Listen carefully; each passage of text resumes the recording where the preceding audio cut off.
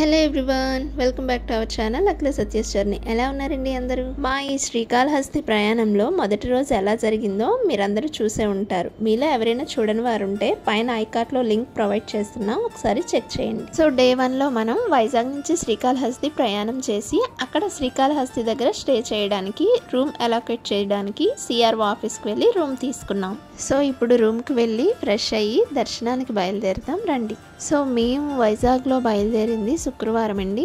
So శనివారం morning ఇక్కడ దిగాము. శనివారమే మా దర్శనం కూడా జరిగింది. ఇదిగో ఇక్కడ చూడండి, మేము తీసుకున్న రూమ్ గెస్ట్ హౌస్ ఇదే. పేరు వచ్చేసి గంగా సదన్. ఇది మనకి ఎంచక్కగా శ్రీకాళహస్తి గుడికి పక్కనే ఉంటుందండి. జస్ట్ 1 కిలోమీటర్ దూరంలోనే ఉంది. ఈ గంగా సదన్ తో పాటు పక్కనే కైలాష్ సదన్, ఆ పక్కనే జ్ఞానప్రసూనాంబిక సదన్ అని మొత్తం 3 గెస్ట్ హౌస్లు ఇక్కడ మనకి అవైలబుల్ గా ఉంటాయి. ఇవన్నీ కూడా దేవస్థానం వారి గెస్ట్ హౌస్లండి. ఈ గెస్ట్ హౌస్లో రూమ్లు అనేవి చాలా నీట్గా ఉన్నాయి, చాలా బాగా మెయింటైన్ చేస్తున్నారు.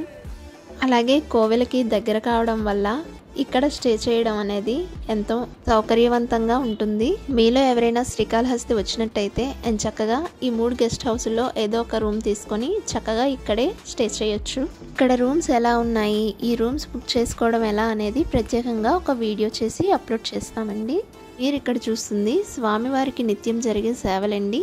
అండ్ వాటి టికెట్ కాస్ట్ వచ్చేసి ఇక్కడ క్లియర్గా మెన్షన్ చేశారు. మీరు చూస్తున్నట్టయితే స్వామివారికి సుప్రభాత సేవతో పాటు అష్టోత్తరం, అభిషేకం, ఇలా ఇవే కాకుండా నామకరణం, అక్షరాభ్యాసం, అలాగే రాహుకేతు పూజలు, ఇలా ఏవి చేసుకోవాలనుకున్నా కూడా వాటి యొక్క వివరాలు అనేవి ఇక్కడ ఉన్నాయి. ఎక్కువగా ఇక్కడికి వచ్చేవారంతా రాహుకేతు పూజలు చేసుకుంటారండి. మేము కూడా చేయించుకున్నాం. రాహుకేతు పూజలు చేయించుకోవడానికి టికెట్ కాస్ట్ అనేది మనకి 500 నుండి 5,000 రూపాయల వరకు ఉందండి.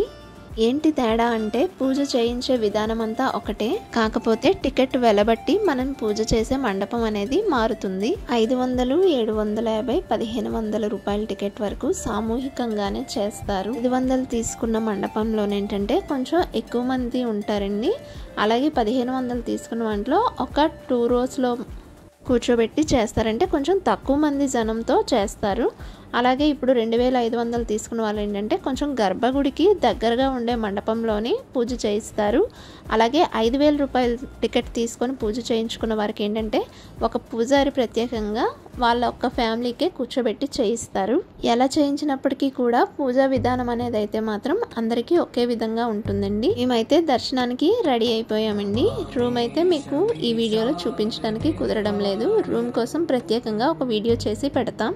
ఫస్ట్ అయితే రాహుకేతు పూజ చేసుకొని పూజ అయిపోయిన తర్వాత మాత్రమే దర్శనానికి వెళ్ళాలి. మనం స్టే చేసిన దగ్గర నుంచి గుడికి వెళ్ళడానికి నిత్యం మనకి ఆటోలు అనేవి అందుబాటులో ఉంటాయి. మనకి ట్రాన్స్పోర్ట్కి ఏ ప్రాబ్లం ఉండదు.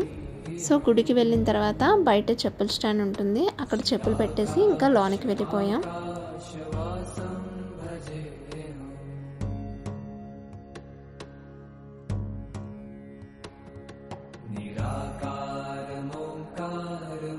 లోపలికి వెళ్ళిన తర్వాత అక్కడ మనం సెల్ కానీ ఏవి లోనికి అలౌ చేయరండి.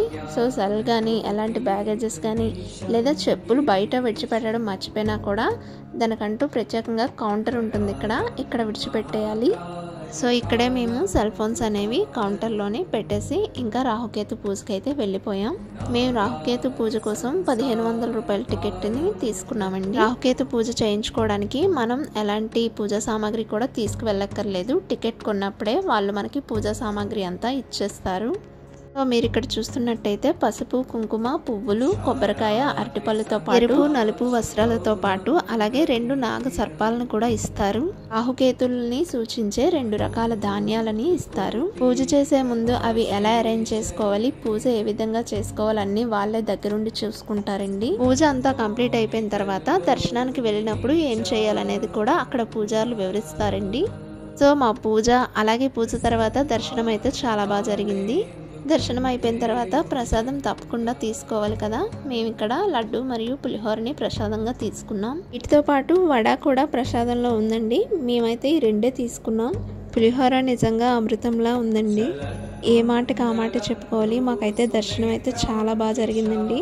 చాలా సాటిస్ఫై అయ్యాం. నిజంగా స్వామివారిని అలాగే జ్ఞానప్రసూనాంబ అమ్మవారిని కూడా కన్నులారా చాలా బాగా చూసామండి. ఈ శ్రీకాళహస్తిలో స్వామివారు మనకి వాయులింగంగా దర్శనమిస్తారు కాబట్టి దానికి నిదర్శనమైన జ్యోతిని, అలాగే అమ్మవారి నాగవడ్డానం, ఈ రెండు కూడా బాగా దర్శనం చేసుకున్నామండి.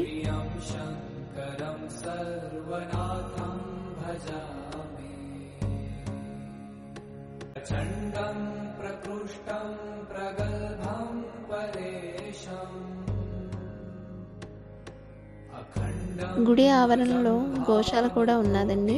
ఇక్కడ మనం గ్రాస్ కొనుక్కొని వాటికి తినిపించవచ్చు. బయటికి రాగానే మనం షాపింగ్ కూడా చేసుకోవడానికి ఇక్కడ అన్నీ ఉన్నాయి. ఇంటికి కావాల్సిన అలంకరణ వస్తువులు, పూజా సామాగ్రి, అలాగే పిల్లలు ఆడుకోవడానికి రకరకాల బొమ్మలతో పాటు ఇంకా చాలానే ఉన్నాయి. నేను మీకు వీడియో స్టార్టింగ్లో చెప్పిన గెస్ట్ హౌస్లో స్టే చేసినప్పుడు అక్కడి నుండి దర్శనానికి రావడానికైనా లేదా మనం రాహుకేతు పూజ చేసుకోవడానికైనా ఇక్కడ మీకు కనిపిస్తుంది కదండి ప్రధాన ద్వారం, గేట్ నెంబర్ 4 అని, ఇక్కడికే రావాలి.